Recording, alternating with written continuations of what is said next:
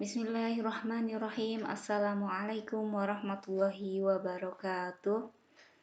Anak-anakku, kita akan mulai pembelajaran 1 subtema 3, tema 3 kelas 6. Guru berharap kita semua dalam keadaan sehat, semangat, dan bahagia. Mari kita awali dengan membaca doa sebelum memulai pembelajaran. Silakan kalian baca doa seperti yang tertera di layar.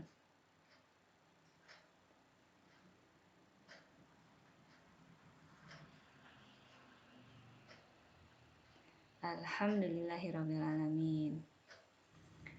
Untuk tujuan pembelajaran kali ini bisa kalian simak ya. Silakan tujuan pembelajarannya pada kesempatan kali ini apa saja.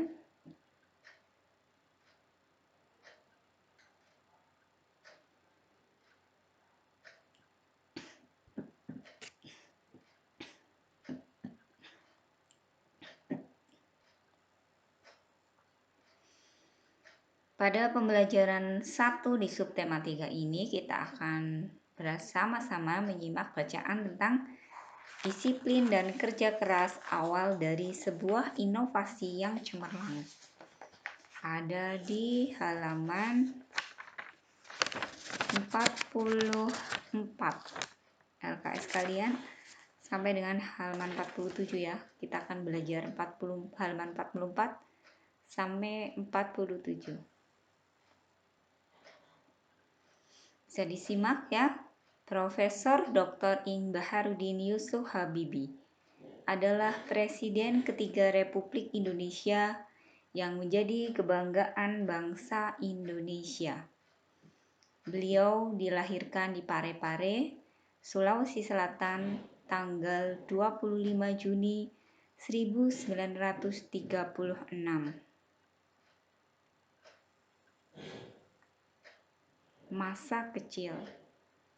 Masa kecil Habibie dilalui di Parepare. Sikap hidup disiplin dan kerja keras telah ditujukan Habibie sejak kanak-kanak. Ia memiliki semangat tinggi pada ilmu pengetahuan dan teknologi. Ia melanjutkan SMA di Bandung dan prestasinya selalu menonjol, terutama pada pelajaran IPA dan matematika. Perjuangan keras di perantauan didukung oleh kemauan keras untuk belajar. Selepas SMA, beliau masuk di ITB, kemudian mendapatkan beasiswa untuk melanjutkan kuliah di Jerman, jurusan konstruksi pesawat terbang. Ia bertekad bulat untuk bekerja keras dan harus sukses. Habibie selalu menggunakan musim liburannya dengan bekerja mencari uang untuk membeli buku sebagai pendukung sekolahnya. Tahun 1960, Habibie mendapat gelar Diploma Ing di Jerman dengan nilai sempurna. Ia bekerja di industri kereta api Jerman dan berhasil menemukan cara untuk membuat 1.000 wagon kereta api berkekuatan tinggi. Di pagi buta, Habibie harus berjalan kaki cepat ke tempat kerja yang jauh untuk menghemat kebutuhan hidup, kemudian pulang pada malam hari dan belajar untuk kuliahnya.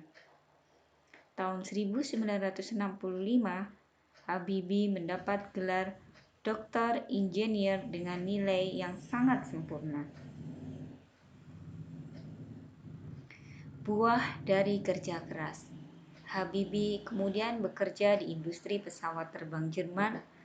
Karena sikap disiplin dan kerja keras, karirnya terus naik hingga dipercaya menjadi Vice President sekaligus Direktur dan penasihat senior bidang teknologi. Ia menjadi satu-satunya orang Asia yang berhasil menduduki jabatan bergengsi di perusahaan pesawat terbang Jerman. Kecintaan pada tanah air. tahun 1968, Habibie mengundang 40 insinyur Indonesia untuk bekerja di Jerman guna mempersiapkan keterampilan dan pengalaman mereka dalam membuat produk industri dirgantara, maritim, dan darat di tanah air. Tahun 1974, Habibie diminta pulang ke tanah air dan menjadi penasihat pemerintah di bidang teknologi pesawat terbang. Ia menjadi Menteri Negara Riset dan Teknologi hingga menjadi Wakil Presiden dan Presiden RI yang ketiga. Habibie menyumbang berbagai penemuan dan sejumlah teori di bidang konstruksi pesawat terbang seperti Habibie Factor, Habibie Theorem, dan Habibie Method yang dipakai oleh universitas di seluruh dunia. Ia dijuluki sebagai Mr. Crack karena menemukan rumus untuk menghitung cacat badan pesawat terbang. Ia juga menerima banyak penghargaan dan prestasinya diakui berbagai lembaga internasional seperti di Jerman, Inggris, Swedia, Prancis, dan Amerika Serikat, serta menerima penghargaan yang hampir setara dengan hadiah Nobel. Habibie, Bapak Teknologi Indonesia. Tahun 1976, Habibie mendirikan industri pesawat terbang pertama di kawasan Asia Tenggara, yaitu PT Nurtonio dan industri strategis lainnya. Industri binaannya berhasil memproduksi pesawat terbang, helikopter, senjata, amunisi, kapal, tank, panser, water cannon, kendaraan RPPM, kendaraan tempur, dan masih banyak lagi, baik untuk kepentingan sipil maupun militer. Di tingkat dunia, Habibie terlibat dalam berbagai proyek desain dan konstruksi pesawat terbang seperti Fokker, pesawat angkut militer, jet eksekutif, Airbus, pesawat angkut dengan teknologi mendarat dan lepas landas secara vertikal, CN-25, 235, dan CN-250. Selain itu, Habibie secara tidak langsung ikut terlibat dalam proyek perhitungan dan desain helikopter, pesawat tempur multifungsi, beberapa peluru kendali, dan satelit di tingkat dunia. Selanjutnya, anak-anak simak bacaan tadi dan jawab 3 pertanyaan berikutnya yang ada di halaman 45. Teks tentang Bapak Habibie tadi tidak tergolong teks eksplanasi ilmiah ya, karena merupakan teks yang berupa biografi, yaitu yang menceritakan perjalanan hidup seseorang. Berarti bukan teks eksplanasi ilmiah. Pesannya adalah bahwa kita supaya disiplin dan bekerja keras sebagaimana Bapak B.J. Habibie dalam meraih kesuksesan. Jadi tidak dengan begitu mudahnya ya, tetapi perlu dengan kedisiplinan dan kerja keras. Selanjutnya, pada pembelajaran sebelumnya, anak-anak sudah belajar tentang teks eksplanasi pensil si kecil yang amat penting. Di situ ada kata-kata yang tercetak miring.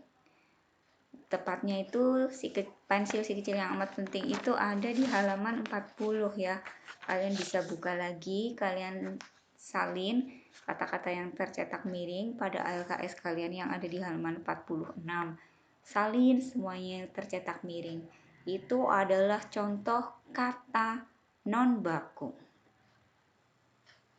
Kemudian kalian isikan juga bakunya itu seperti apa. Dan juga arti katanya. Nanti kalau sudah semuanya, kata bakunya itu dibuat menjadi kalimat. Contohnya ya, nanti yang non baku itu ada 17 kata. Gimana sih kata bakunya adalah bagaimana. Kemudian dipakai, pakai ya, dipakai, harusnya dipakai. Gampang, ternyata non baku. Gampang harusnya mudah. Kemudian banget, ternyata non baku. Bakunya adalah sangat, dan seterusnya ya.